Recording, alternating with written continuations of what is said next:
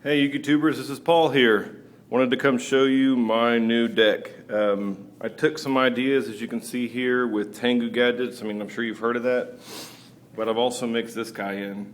And most people think, hey, just another tuner. Not really.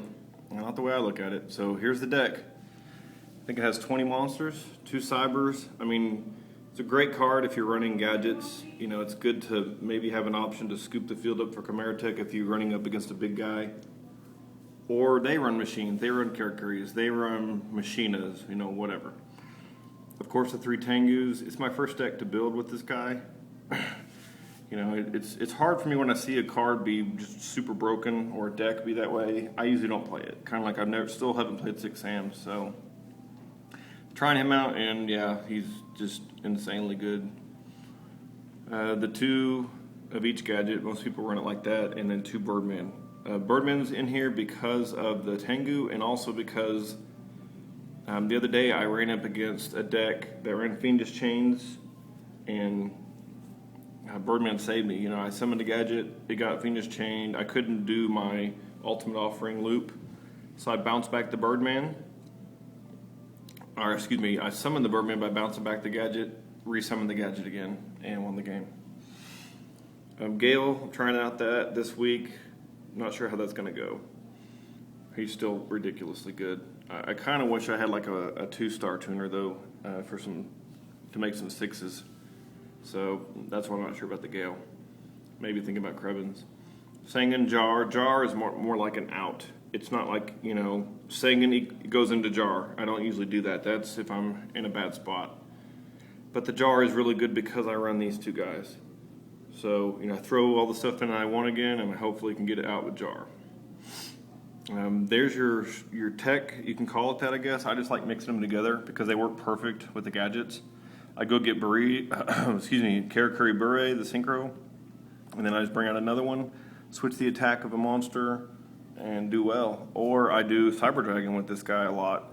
Get Burrito, bring him out, switch him to defense, or switch my, you know, whatever. If I have to switch him to attack, I mean, if there's a little bitty monster in the field, I'll switch him to attack. I'll draw, and I'll +1. And of course, Bulb. Bulb's just, you know, too good not to have in almost every deck. The usual staples here: Reborn, Tornade, both Space Typhoons. You got to run them in a hole, of course. And then you got the 2 Avarice. I think 2 is perfect. And my control is just unbelievably good in this deck. I mean, it's got 6 tuners, 2 Birdman, Gale, and 3 Strategists. That's 7 tuners with Bulb. So my control is just a given. It's actually better than Book of Moon. You'd be surprised. It's also really good when you steal their monster and you exceed with it. Just unfair. And your usual staples there, your Solemn Brigade, and I'm trying out 7 tools. 7 tools is in for my 3rd offering. I had 3 offerings, I'm trying out 2. I had one of these, which I hate running one of any good card like that, but I had 2 Bottomless Trap Holes. And I understand Bottomless is insanely good, but because it does destroy, it doesn't work at all with Stardust in the field, or I run up against the fact that I run up against a smaller deck, kind of like mine, where it's a bunch of 1400s and lowers, or, you know, just whatever.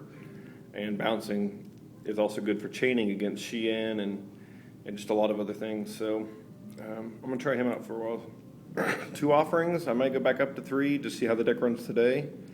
I'll just switch out the 7 tools for it. And the trap stones are there to kind of for consistency and also to help the Oak TK happen.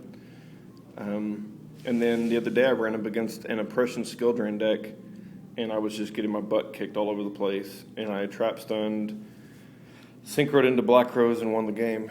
So, you know, just these are saviors.